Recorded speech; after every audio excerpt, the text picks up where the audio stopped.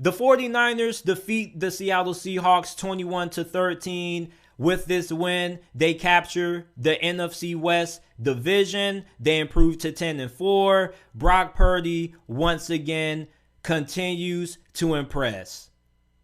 There was one point during this game where he was 11 for 11.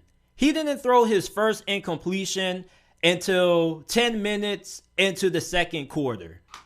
I can do nothing but smile every time I see Brock Purdy play. This guy was the last pick of this past year's NFL draft. They named him Mr. Irrelevant, and yet he makes the most out of his opportunity. He goes from Mr. Irrelevant to Mr. Relevant. And you just look at the San Francisco 49ers. We talk about how the injury gods despise this team, but yet all this team has done this season has overcome adversity. First, you have the injury to Trey Lance. He goes down. Jimmy Garoppolo comes in. Remind you that Jimmy Garoppolo didn't even practice with the team throughout training camp. He comes in, he plays at a high level, then he comes and gets injured, and then you have the last pick of the 2022 NFL Draft, Brock Purdy, balling. The Seattle Seahawks have lost 3 out of their last 4 games. Geno Smith didn't play bad. As a matter of fact, I felt like he had a pretty good performance. However, I felt like he could have done a little bit more in this game. The offensive line for Seattle wasn't good. They got train wrecked up front by the 49ers. Kenneth Walker couldn't get anything going. The Seattle Seahawks' lack of efficiency in the run game department has killed them over the last stretch of this season. Geno Smith has been at his best when the run game has been there. When the run game hasn't been there and Seattle has had to lean on Geno Smith a little bit more, he hasn't really been able to deliver that often. Seattle's defense played really good in this game. As a matter of fact, way better than what I expected. I thought that San Francisco was going to come in and run over Seattle. To be honest with you, Seattle's run defense, I had a lot of questions about it, and I still have many questions about it. This run defense got gashed by Josh Jacobs and the Raiders. They got gashed by the Carolina Panthers. And once again tonight, they got gashed by Christian McCaffrey and Jordan Mason. The 49ers just continue to have guys step up. We were talking about the injury to Deebo Samuel. Where was the production in the passing game going to come from? George freaking Kittle. Don't know about you, but I forgot about George Kittle. He had 2 touchdowns in this game. Then you have Jordan Mason stepping in. When you have so many injuries at the running back position at San Francisco, Elijah Mitchell, a running back that Kyle Shanahan loves a lot, he hasn't really been able to stay on the field. And yet you have Jordan Mason coming in, and it's just like you don't even think of Elijah Mitchell. You're just so fascinated with Jordan Mason. Elijah Mitchell is the last thing on your head or in the front of your mind. Then you look at Brock Purdy. Once again, he's showing everybody why the 49ers still are seen as a formidable threat when it comes to being able to compete for the Super Bowl. Can the 49ers win the Super Bowl with Brock Purdy? I'm not willing to give you an answer to that question yet. I still need to see how he performs for the remainder of this year. However, I am willing to say that from the small sample size that we have seen from Brock Purdy up to this point, I think that the 49ers most definitely should be able to at least be able to make it to the NFC Conference Championship game. Yes, you may have some concerns about how Brock Purdy is going to play against Philadelphia's defense. However, Brock Purdy does a really good job at reading defenses. He does a pretty good job at knowing where to go with the football. Doesn't make too many mistakes, although he did have one throw in this game that should have been an interception, but it was dropped. I believe it was Quandre Diggs who dropped it, if my memory serves me correctly. Don't quote me on that. But outside of that, he was really good in this game. He continues to impress, and I'm going to say it for the third straight week in a row. For all of you guys who continue to doubt Brock Purdy, I'm going to ask you this again. What does Jimmy Garoppolo do that Brock Purdy can't? You know, I was on the Bleacher Report app before I started recording this episode on the car ride home with my friend, and somebody told me that Brock Purdy isn't that good. He's only this good because Kyle Shanahan. Any quarterback that Kyle Shanahan touched turns to gold. That's false. Have you not seen Trey Lance? Let me ask you something. How do you feel about Brock Purdy?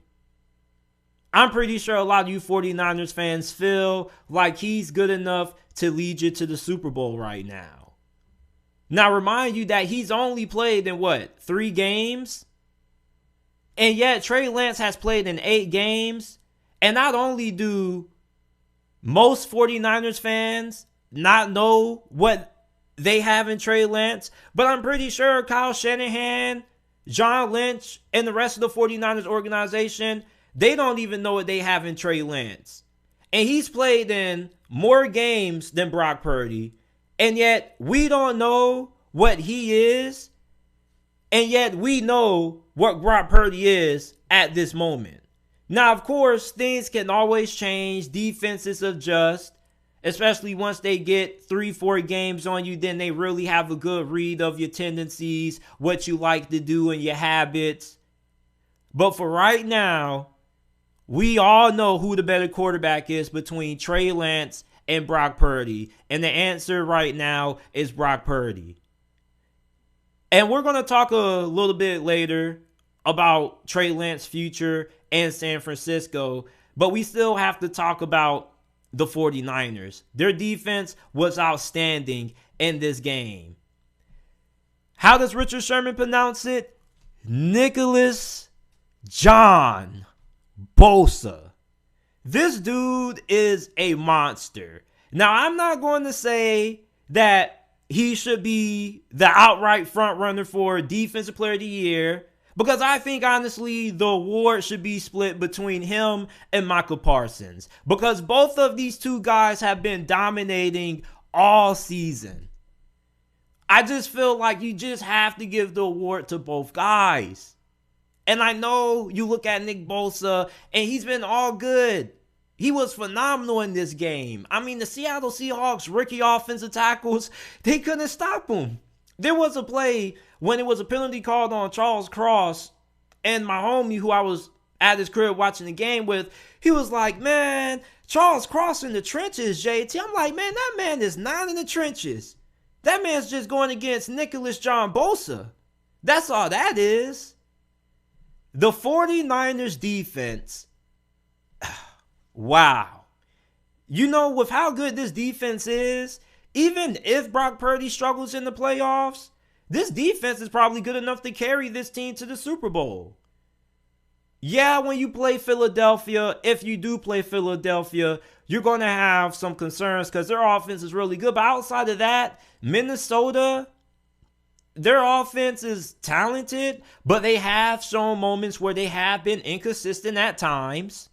And then the other teams, I mean, you look at Washington, the New York Giants, Tampa Bay, potentially Carolina. I mean, what other teams in the NFC really have an offense that is consistently deadly?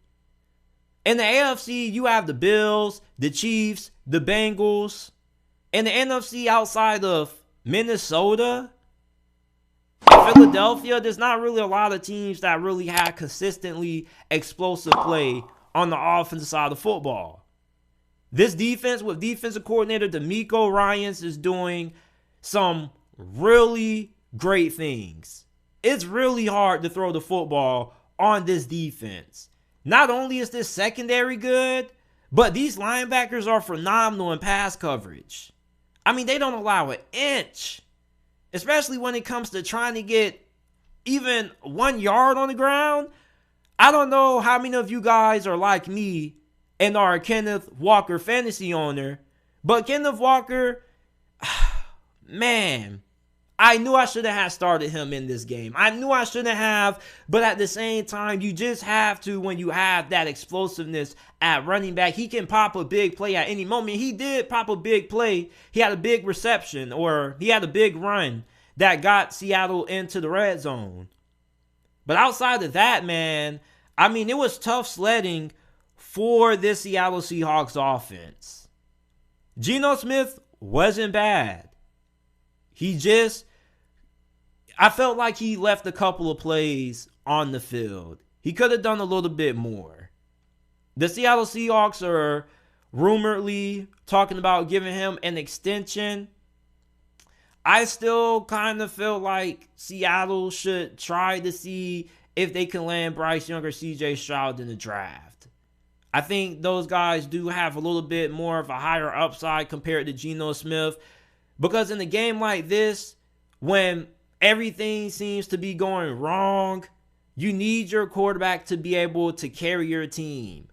And Geno Smith, he's a solid quarterback, but is he the kind of quarterback who can carry a team when you're just having a down performance and you just need your quarterback to just become Superman? Like what Justin Herbert did last Sunday night against the Miami Dolphins. That kind of performance, can you get it out of Geno Smith? I don't know. If you had that kind of superstar performance out of Geno Smith in this game, you might have won. Shoot, you might have also won a couple of other games when the run game hasn't been there. Now, for Seattle, this loss still doesn't hurt you when it comes to the playoff race. Yes, you do fall back a little bit. But however, Washington and the Giants play this weekend. So depending on the result of that game, you still have an opportunity to take a playoff spot from them. Detroit is creeping up on you. If they beat the Jets, then you're going to be tied with the same record as them.